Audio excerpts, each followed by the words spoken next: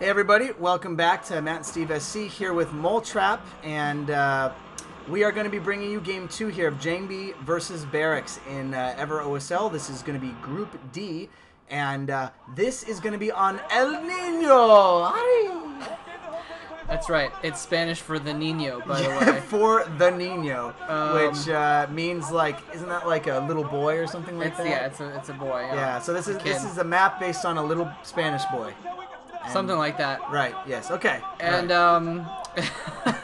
much like me when I was a kid, this map is very similar to the map Outsider. Yes. It's a really cool map though. I've seen some stuff on it on this map recently. And it's a lot like Outsider except crazy. It's crazy. It's a little crazier. The natural expansion actually has a mineral patch which only has like 100 minerals on it or something like that. I saw that. So you can actually mine that out pretty quick, and then there's a gap you can run things through. So it's Outsider, but you don't necessarily have to trick stuff through. It makes anyway. Right. By the way, Barracks is going to be purple Terran spawning down in the kind of the bottom left area.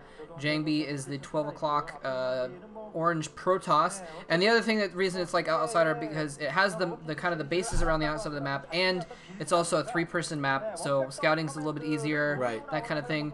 Instead of having a really open area in the middle, though, it's got like some bridges and these little lakes and crap, and it's kind of weird. Yeah, there's actually a lot of water, which is what surprised me at first. So there's a lot of areas where you can't bring a ground army through, and so you're pretty limited as far as things. I mean, I think I would expect this to play a lot of like Outsider, which is getting side bases and then getting harassed by drops of various proportions. And one thing I should notice, at least looking at this map, it doesn't appear to be a double gas anywhere, which was kind of one of the big things about Outsider was to get a double gas. Now, there might be. I don't see one here. I mean, we're all looking close. I thought there was. Is there really? Looking at the map picture, maybe not. So if there is a double gas in the corner, I mean, we'll just check and see. But I know certainly that was one of the things in Outsider is that sometimes the players would be kind of content to sit back and then just kind of get some expansions around the edge, try to get a double gas, try to tech up, and then again, you just have all this jumping back and forth between the mineral islands. Also, one of the things that I love to see was the constant tricking of probes and stuff through. Which I'm sure at some point we'll see here, whether it's tricking a vulture through the mines or, building a pylon and tricking a probe through the mines. A lot of people are using that to get scouts. So we do see Jangbi here scouting the wrong direction. Just to give you kind of a perspective on this game, Jangbi is 68% against Terran, and Barracks is 0% against Protoss. Granted, at this point, he has only played 3 games. I'm including the last one. Yeah. So he is 0 for 3, which again is not a big deal. It's also one of the reasons we're not really. These maps are very new, so we're not going to comment much on the stats for them yet. Probably after the end of the OSL, and we've got a lot of games played on them because just like the last OSL, where it was all the same 3 maps, it's going to be these same 3 maps. By the way, the maps are El Nino, Eye of the Storm, and then Heartbreak Ridge if this does go to a Game 3. Heartbreak Ridge, I have really come to like that map. It seems like it's pretty balanced, contrary to what I first thought about it. Okay, so we see actually a great job harassing here with Jangbi. Oh, the dance of the worker. Oh! Nailed the SCV. That was pretty good, and it doesn't look like Barracks is going to be able to get that probe. So probe leaves with a couple scratches and a nice little kill. A notch on his belt. A notch on his belt, and always something that's good for a player when you're in the early game and you're able to take out a worker like that. A little confidence boost, and just, good times all around. So we see a block. Finally, Barracks, well, contrary to last game, Barracks decided to do a block. And hopefully we'll see that playing a little bit more effect, maybe letting Barracks actually try to do something this game. That's what I am hoping for. And wow, a great job by Jangbi blocking that SCV, just rolling back with it, kind of walking backwards. That was actually pretty cool.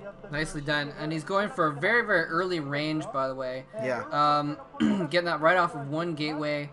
Which actually, I guess it's not that early. It's kind of normal to get it off 1 gateway. Yeah. But he got that zealot early, so he's trying to put on a little bit earlier pressure, but it's going to slow him down a little bit. I mean, it's going to slow down his range because of that zealot. So Anyway, Jangbi probably going for a longer aim. In PvP, that would be pretty important, but it's not going to make too big of a deal here. Right.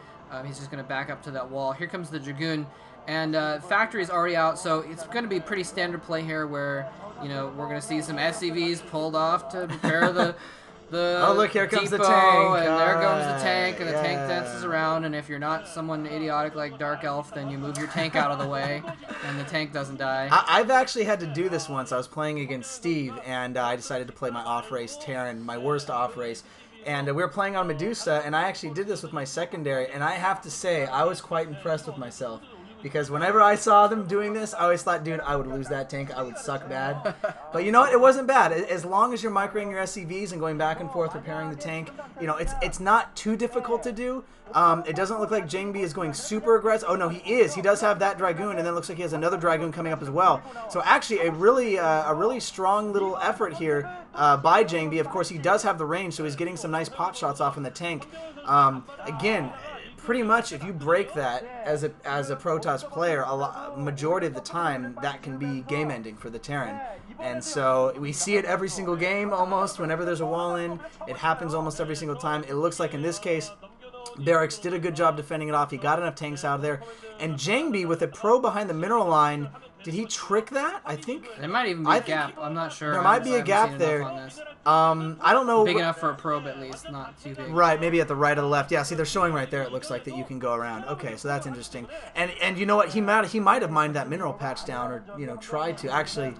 Okay, well, never mind then. Anyway, but that's the 100 mineral patch you're talking about before that lets you get through. Okay. Anyway, but important to note that Jangbi did just spot the SCVs coming to mine that location. His probe popped immediately as it came within view because of the tanks, but he did manage to see that the expansion had gone up, so he does have that scouting information. Jangbi, it looks like he's expanding as well. He's going to have a Reaver out in just a moment, and then he's going to start the real harassment. But Barracks already has turrets up. He was a little, I guess he got spooked from last time and got his turrets up very early. Really early. He's even going for a hidden starport, which can be a really clever move against Reaver harass play, because then once you get that one Wraith out, you can go after the shuttle with the Wraith, and it makes the standard Reaver harass pretty much impossible. Right. You have to be really, really elite and bring Dragoons along to try and fight the Wraith if you're going to pull it off. Although it looks like the Reaver's actually going to get here before that Wraith is out, so Jangbi's going to be able to get a little bit of harassment in, theoretically, although Barracks, again, looking pretty prepared. Let's see what he can do. Scarab goes off on the tank. The Zealot not chasing the tank, though, and second Scarab takes it out. And oftentimes in this kind of situation, the harassment, you usually think about, awesome Scarabs that pop in the middle of a group of SCVs and take out the entire economy. But usually at this point in time, for a longer game, it's almost better to go after the tanks and keep their tank count low, because the lower you keep their tank count, the longer they have to stay in their base, and the more expansions you can take, and it's easier to win in a macro game that way. Yeah, and tanks aren't cheap. They're not some of the most expensive units, but I mean, you got to spend a good amount of gas on them, and obviously gas is I'm trying to think of the word here. I cannot think of the word that I'm trying to say, so I'm just going to move on. Precious, that's the word I was going to say. My precious. Anyways, all right, so here is the first, again, that looks very much like Outsiders, so Jangbi going to go for a second expansion here, so he's definitely has the ability to do that. So far, he has, has been not threatened at all by Barracks. And a lot of times, we'll see that when we have the weaker players, they'll try to hang back, especially when you're playing like Terran.